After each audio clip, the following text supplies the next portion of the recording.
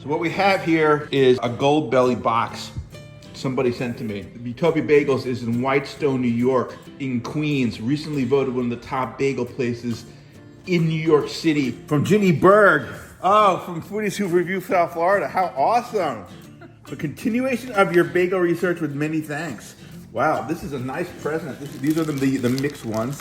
These are big bagels. Oh, she's got pumpernickel here. Looks like everything's are onions. So let's I think you need to put on your uniform, Jason. I think I need to put the uniform on. Hi, I'm Jason Perlo, the Bagel Bastard, and I'm here, well, in Coral Springs, Florida, in my own home. A secret admirer, who turns out is Dr. Ginny Berg of Boynton Beach. She was very nice, and she sent me a gift of Utopia Bagels from Whitestone, Queens, New York, one of the top bagel places in New York City. So these have been on a plane, I think a day. They were baked yesterday, sent priority overnight. I saw them on my front door. We're gonna taste them and see how these real New York City bagels do compared to our Florida bagels. Okay, so we have here our white flour everything bagel. You can see this is of the larger, huge style bagels that became popular in the 1980s from Essa Bagel. So Whitestone is obviously emulating that style. They are not mushy though, at least from hand texture. I can feel that there's quite a lot of dough resistance here on this one, and also on this particular pumpernickel as well. So they're not as mushy as the Florida ones by any stretch of the imagination. These are probably about a day old, not at the prime of freshness for a bagel, so we may have to toast these. All right, so let's start with the white flour. Looks like an everything bagel. All right, you can see the texture on the inside. It's actually, if you feel this, it's quite a bit of dough resistance. Okay, that's what a New York bagel tastes like. I don't think it's the water. I think it's just that the way that they are developing the dough, longer fermentation, and they're boiling this. I know what the Utopia bagel process looks like because they videoed it, and they boil these. They boil them hard. You can see that there's a fairly well-pronounced crust ring on this. You know, it is a one of these big old bagels. So, I mean, on a smaller bagel, you tend to see more pronounced crust rings than these larger ones. But still, this is actually quite a good crust ring on this. Oh, wow. Rachel, you have to try that because there's some serious chew going on in there.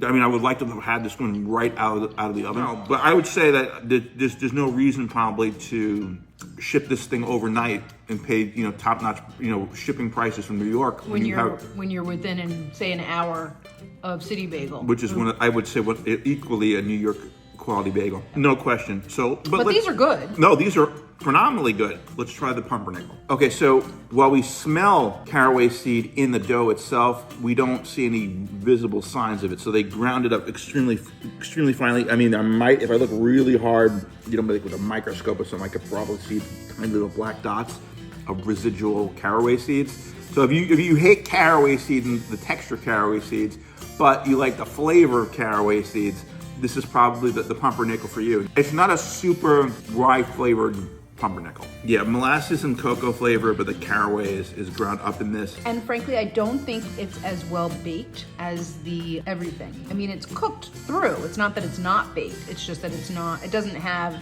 any crustiness And I don't know if they are par baking these for shipment or these. All right, let's toast this up a little bit and then put some cream cheese on it and see how she does. All right, so now we're gonna taste them now that we've given them a little bit of a toast. These are actually much softer once you toast them. Actually, they're quite soft. The exterior crust is good. There's still an example of the post-1970s style. Everybody made their bagels a certain way before. Late 1970s really is when Essa Bagel came into being. I mean, it's a tasty bagel. It's seasoned well. I think that if you want the traditional New York bagel and you want to pay for that delivery in South Florida, Utopia Bagel is a good way to go. We do have a few local places that I think that compare it quite favorably, such as City Bagel South in Boca Raton. I don't think you'd be disappointed if you went there. Fraction of the cost, you can go there and get, you know, several dozen bagels probably for the cost it takes to ship a dozen bagels from Whitestone, Queens. But wonderful gift in any case. If you want to make a nice impression on somebody, this is definitely a good way to go. Again, Jason Perlo, the Bagel Bastard, signing off with Utopia Bagels. Thank you, Dr. Ginny Berg. Much appreciated.